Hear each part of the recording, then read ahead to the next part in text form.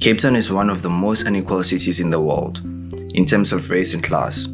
Every day, hundreds of thousands of poor and working class families, most of whom are black and colored, struggle to access land and decent, affordable housing in Cape Town. This has only gotten worse with the impact of the COVID-19 pandemic and resultant lockdown and the drastic increase in living costs like food, fuel, and housing. On 18 July 2017, the City of Cape Town announced its commitment to develop social and affordable housing on 11 sites of public land in the inner city, Woodstock and Salt River. 5 years after the city's commitment to release and develop affordable housing on 11 sites, progress has been slow.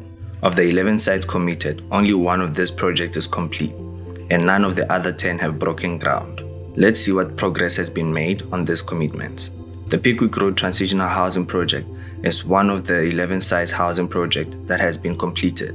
In May 2019, the transitional housing facility was occupied by 19 families who were moved from one of the other sites to make way for development.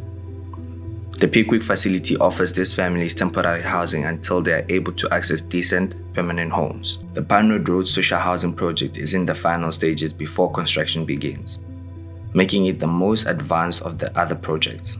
The project, which is being developed by Circle alongside Delon Lane site, will consist of 243 social housing units. Circle originally aimed to finish building around September 2021, but after COVID-19 related and funding delays, the project is yet to break ground. Delon Lane site has also experienced delays in the planning approval process due to objections from the neighborhood on the size and design of the social housing.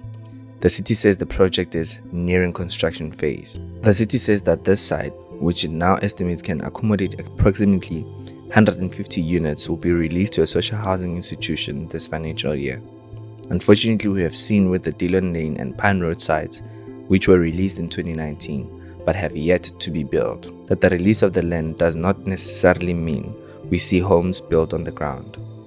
The remainder of the Bigwig Road project consists of a mixed-use development which will include between the originally committed 600 and 400 social housing apartments. Although the city has not appointed a social housing institution to develop the site yet, the development consultants appointed by the city are packaging the site for the maximum density. This entailed getting the land ready for development, securing the necessary planning and environmental approvals, and it includes a conceptual design of the site. It's concerning that the city's consultants are proposing only about 30% of the roughly 2,000 homes to be built to be social housing, with the remaining 70% proposed as market-related and student housing. Similar to Fruit and Veg site, the city originally invited proposals for the development of the new Market Street site to include a minimum of 300 social housing units. In November 2020, after years of inaction, the city published a notice announcing its plans to lease the new Market Street site to a private company known as Growth Point to use the site as a parking lot for 3 years. After objections from Ndifuna Ukwazi and the city's Human Settlement Department, the city decided to abandon this lease.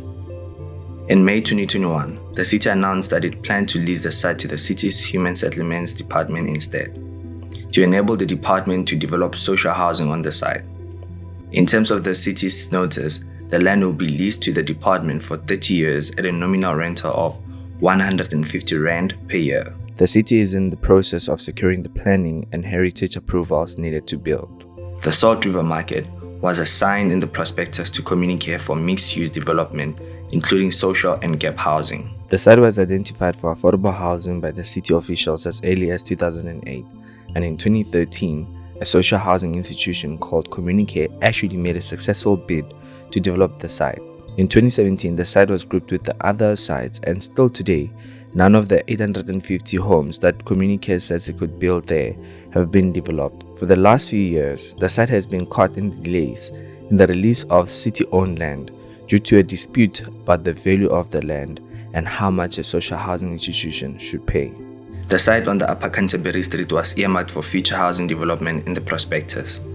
To date, there has not been any progress on the site. It seems that the city no longer plans to develop the site due to heritage issues. James Street and Salt River. In the city's prospectus, the James Street site is earmarked for development of transitional housing for the residents of an informal settlement on the Salt River Market site. The city is in the process of getting approvals to build 34 units on the site, but nothing has been built. Behind Sisugu House is the Woodstock Hospital Park site, which also houses a building that is occupied. The city's prospector said that the site should be developed for a minimum of 200 social housing units with an interactive public open space. The city is in the process of getting the approvals needed to build, and in a recent heritage application included that they now only plan to do 150 units. It is unclear what will happen to the occupiers. Cape Town's housing crisis is growing in scale and intensity every year. More and more people are being forced into precarious housing, and many people will die while waiting for a home. If we want to build a city that truly works for everyone, it is time that affordable housing projects get the attention and the support they deserve.